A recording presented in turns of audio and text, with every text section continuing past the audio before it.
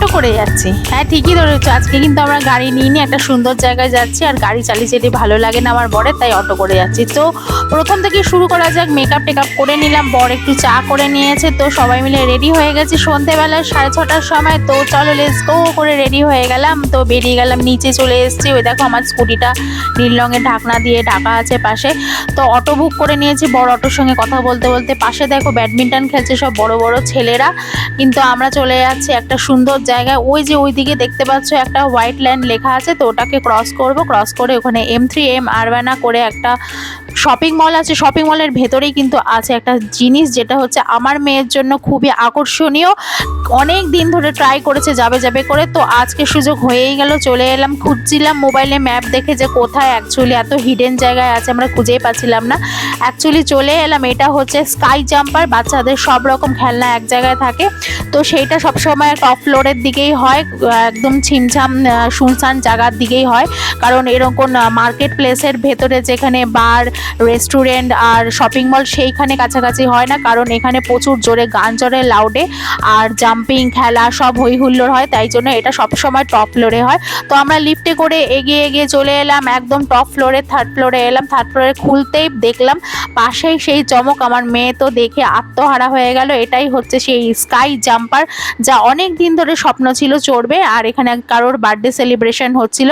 তো এই হচ্ছে ভেতরে এন্ট্রান্সটা, ঢোকার সঙ্গে সঙ্গে মনটা একদম ব্যাকুল হয়ে গেল আনন্দে।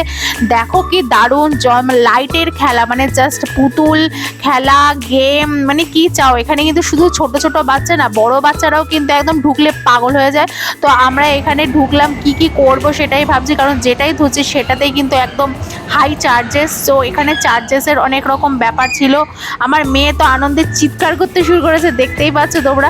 তো এখানে আমরা কার্ড দিয়ে করে নিয়েছিলাম প্যাকেজ, একটা মানে 1 ঘন্টা 1.5 ঘন্টার প্যাকেজ। তো হাতে ওকে একটা আইডেন্টি ব্যান্ড লাগিয়ে দেবে। তো এই ব্যান্ডের কালার আছে নানান রকম, তো কালার দেখে বোঝা যাবে কোনটা 1.5 ঘন্টা কোনটা 2 ঘন্টা। তো সেই অনুযায়ী ওকে সব গেমের জায়গা থেকে খেলা হয়ে গেলে টাইমার চালু করে দেয়, টাইমারের পরে টাইমার অনুযায়ী খেলা শেষ হয়ে গেলে তারপর সেই জোনটা থেকে ওদের বার করে দেয়।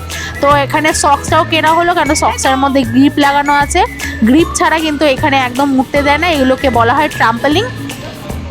তোমরা কিন্তু ইউটিউবে ভিডিওতে সব সময় দেখো বাচ্চারা এই সব ভিডিও কিন্তু দেখতে খুব পছন্দ করে। সব সময় কিন্তু বাইরে যারা বিদেশে থাকে তারা কিন্তু বাচ্চাদের নিয়ে এইসব ভিডিও করায়। তো এইগুলো বাচ্চারা দেখতে খুব এনজয় করে, আর চড়তেও রাইড করতেও খুব এনজয়মেন্ট করে। তো দেখো এরকমভাবে ঠেলে দেওয়া হলো, আর ধুম করে গিয়ে উল্টে পড়লো একদম। তো আবার রেডি হয়ে যাচ্ছে পরেরটা করার জন্য। আর এখানে অরেঞ্জ কালারের টি শার্ট পরা সব কিন্তু সিকিউরিটিগুলো থাকে, ট্রেনার থাকে, এরা পুরো ফুল ট্রেন করা, এরা সব সময় এদেরকে খেয়াল রাখে। দেখো আমার মেয়ে উঠছিল, উঠতে উঠতে কিন্তু একদম টপে উঠতে পারলো না, পড়ে গেছে, তবে এদের হেল্প করে নামিয়ে দেয়। তো এরা খুবই ভালো, খুবই বাচ্চাদের দেখাশোনা করে। তো এখানে আরও নানান রকম গেম ছিল, যেগুলো খেলতে গিয়ে আমাদের কিন্তু অনেক পয়সা দিতে হতো, বাট আমরা এগুলো কিছুটাই খেলিনি, কারণ আমরা জানি যে এইগুলোতে তুমি পারদর্শী যদি না হও তাহলে খেলে লাভ নেই, শুধু টাকাটাই যাবে আর তুমি কোনোভাবেই জিততে পারবে না। তো এখানে নানান রকম জিনিস ছিল। তো এইখানে একটা ছিল তোমার ভিজুয়াল রাইড, যেখানে হচ্ছে তুমি বসবে আর তোমার ক্যামেরা লাগিয়ে দেওয়া হবে, একটা গেম তোমাকে দেখানো হবে, সেইভাবে তোমাকে রাইড করা হবে। তো এই ট্রাম্পলিংয়ের এটাও একটা নতুন জায়গা, এখানেও ওঠার চেষ্টা করছিল কিন্তু উঠতে পারলো না। যে ট্রেনারটা ছিল সে উঠে গেছে, কিন্তু চেষ্টা করছিল, পারলো না। মোজার মধ্যে গ্রিপ ছিল তাও কিন্তু চেষ্টা করেছে, কিন্তু পারিনি। প্রত্যেক দিন বাড়িতে বসে বসে যদি টিভি দেখা হয়, আর একদিন যদি ছেড়ে দেওয়া হয় যে যা তুই জিমনাস্টিক কর, ক্যারাটে কর, সব কিছু কি পারা যায় না? কখনোই পারা যায় না।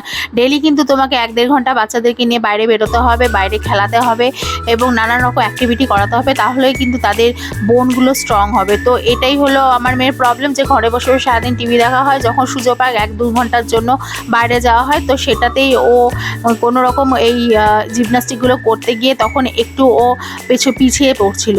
তো এইখানে এই রাইডটা ওকে দিয়ে দেওয়া হলো। সামনে কিন্তু ভিজুয়াল ক্যামেরায় সব কিছু দেখতে পাবে ভিজুয়ালি, যে ও একটা রাইড করছে রোলার কোস্টার, কিন্তু সেইভাবে এই পুরো গেম গেমটা যে দেখছো যে সিট অ্যারেঞ্জমেন্ট করা হয়েছে, এটা পুরো রাইডটা কিন্তু এরকম করে কাঁপবে, মানে কিভাবে হবে তোমাদের দেখাচ্ছি। পাশে স্ক্রিন আছে, স্ক্রিনের মধ্যে দেখা যাচ্ছে কিভাবে এটা রাইড হচ্ছে, তোমাদের এক্ষুনি দেখাচ্ছি। দেখতেই পাচ্ছ আমরা চুজ করে নিয়েছিলাম খেলাটা, দেখো এইভাবে যে দেখছে এইভাবে কিন্তু ও দেখতে পাচ্ছে যে ও রোলার কোস্টারের মধ্যে দিয়ে এইভাবে রাইড করছে। দারুণ কিন্তু মজা হয়, বাচ্চাদের জন্য খুবই সুন্দর জায়গা একটা, তোমরাও কিন্তু এখানে যেতে পারো।